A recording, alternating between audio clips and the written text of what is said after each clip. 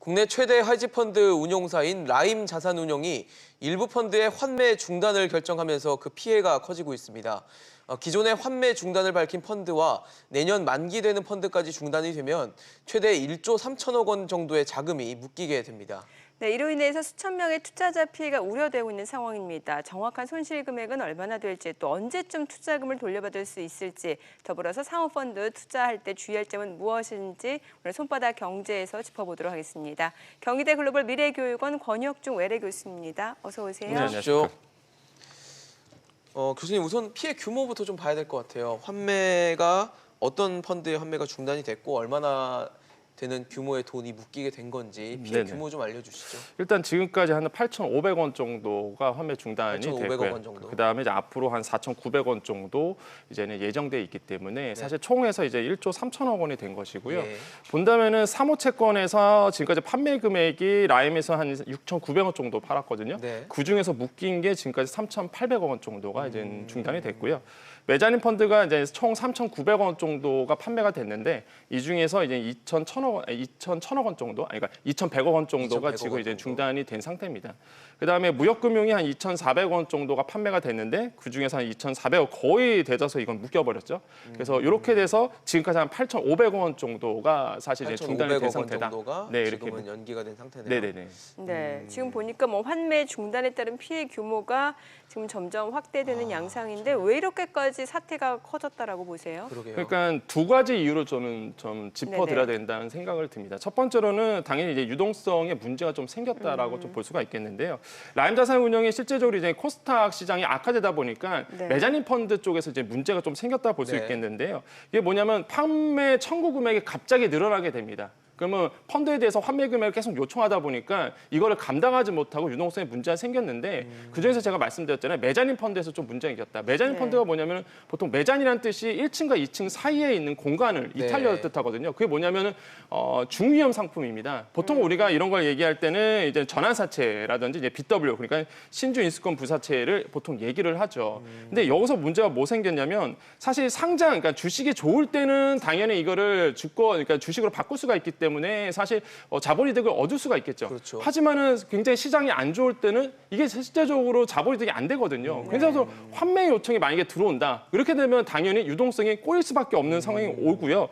실제 메자닌 펀드를 한 3,900원 정도가 팔았거든요. 근데 왜 뭐가 문제가 생기냐면 사실 이런 그 메자닌 펀드 같은 경우에는 이게 그 폐사형 상품이 굉장히 많습니다. 근데 라임 쪽에서 이게 제가 아직도 기억나는 게 2017년도부터 네. 뉴스에도 많이 나왔었어요. 개방형 상품으로 이거를 개발해갖고 개방형으로 팔았거든요. 근데 그 판매 청구가 가능한 거예요. 이게 중도에도. 그래서 계속적으로 환매가 되는데 이번에 좀 이슈가 하나 터지면서 예. 계속적으로 계속적으로 투자자들이 환매해달라 이러니까 이거를 못 버티고 이제 유동성에 문제가 꼬여버렸다. 이렇게 볼 수가 있겠고요. 두 번째로 본다면은 저는 이런 생각을 합니다. 이게 영원한 동지가 없구나.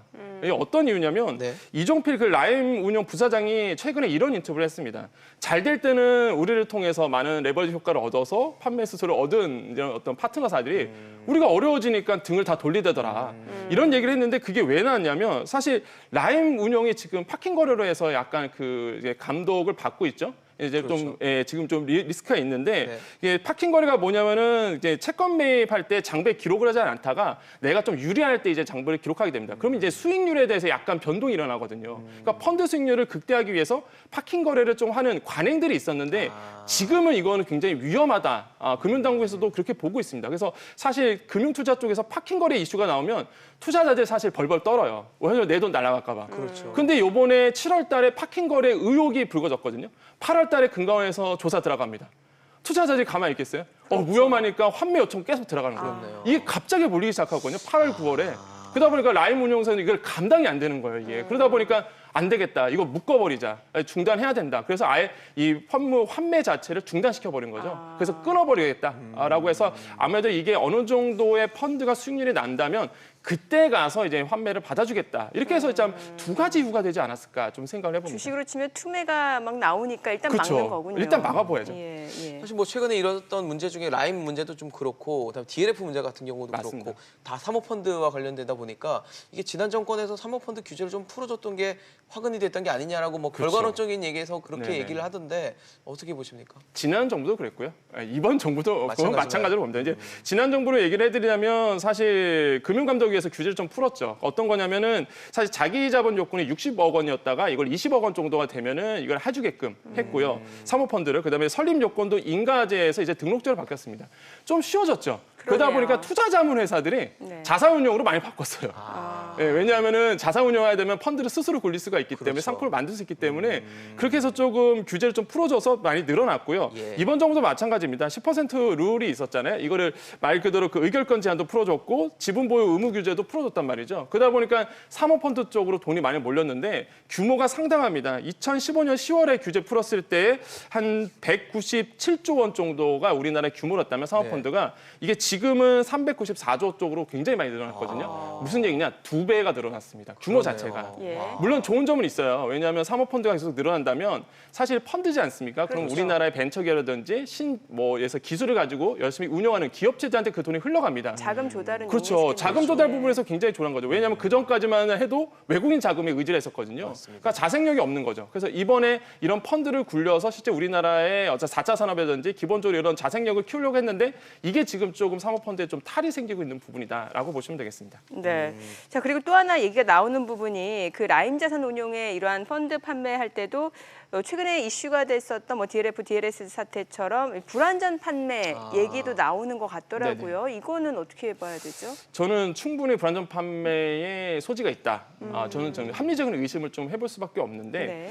왜 그러면 실제 요번에 그 펀드 규모, 라임이 굴리는 펀드 규모가 무려 한 5조 한 3,700원 정도가 됩니다. 그 중에서 34%가 시중은행이 팔았어요. 그러니까 뭐냐면은 사실 많은 투자자 입장에서 은행에서 상품을 판다? 아직까지도 좀 보수적인 분들이 있거든요. 이거 그렇죠. 안전하다. 그렇죠. 이건- 믿음이라는 게 예, 있죠.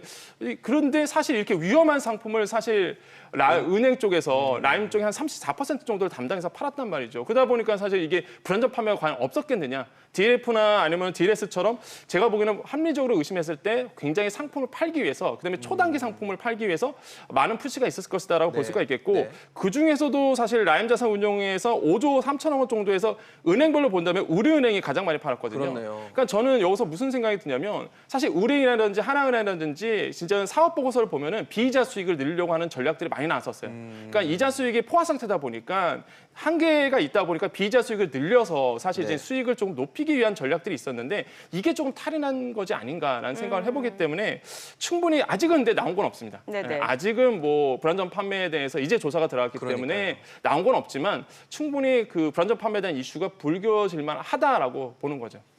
사실 뭐 지금 전체적으로 봤을 때 한 최대 1조 원 정도 되는 돈이 이제 묶여 있는 상황인데 투자자들을 언제쯤 돈을 받을 수 있다고 봐야 될까요? 이게 환매 계획이 이게 펀드마다 조금 나눠져 있습니다. 다르겠죠, 지금 예. 그러니까 사모채권 같은 경우는 내년 상반기에 한 30, 내년 말까지 한 60% 정도. 근데 이것도 이제 메자닌 펀드와 관련 있는 사모펀드이기 때문에 이것도 이제는 좀 지켜봐야 되겠고 메자닌 펀드도 한 6개월에서 50% 회수가 가능하다. 근데 이 조건이 있어요. 예, 뭐냐면은 네. 성공적으로 유동화가 된다면. 이게 조건을 달았거든요. 성공적인 유동화를 그러니까 라임 쪽에서는 전략이 뭐냐면 이게 네. 여차 싶으면은 외국계 이제 펀드에다가 유동화시키겠다는 얘기거든요. 하나의 뭐 상품을 파든지 매각시키든지 유동화시키겠다는 건데 이게 성공적으로 유동화 된다면이라는 조건을 달았습니다. 그러게요. 안 되면요, 이거는 정말로 질질 끌 수밖에 없는 거죠. 그러니까 많은 분들이 이제는 채권형 상품이다 보니까 뭐 회사가 망하기 전까지는 네. 나 이거 돌려받을 수 있을 것이다. 물론 뭐 희망을 가질만 합니다. 하지만 만약에 디폴트 상태에 빠진다, 그 회사가. 그럼 이거는 뭐 말할 수 있는 뭐 아무것도 없는 거거든요, 말 그대로. 그러다 보니까 이런 위험도 사실 존재하는데 이거를 환매하기 위해서는 아직도 긴 시간이 요구된다. 특히 무역금융펀드가 이번에 좀 팔았는데 네. 이게 폐정 상품이에요. 그러니까 사실 기다려야 되거든요, 이거는. 이게 최대 한 5년까지, 심지어 한 6년까지는 또 기다려야 되는 이런 상황이에요. 그렇게 되면 당연히 투자자 입장에서는 돈이 묶이게 되고요. 네. 내가 어디에다 써야 되는데 못 쓰게 되는. 그럼 예. 당연히 기회비용도 어떻게 보면은 투자 손실이라고 볼 수가 있겠죠. 그렇겠네요. 이런 부분도 굉장히 좀 안타깝다라는 생각을 해봅니다. 뭐 아무쪼록 사모펀드 투자하실 때 많은 부분 좀 주의하실 필요가 있겠네요. 네. 오늘 권혁중 외래 교수였습니다. 잘 들었습니다. 네.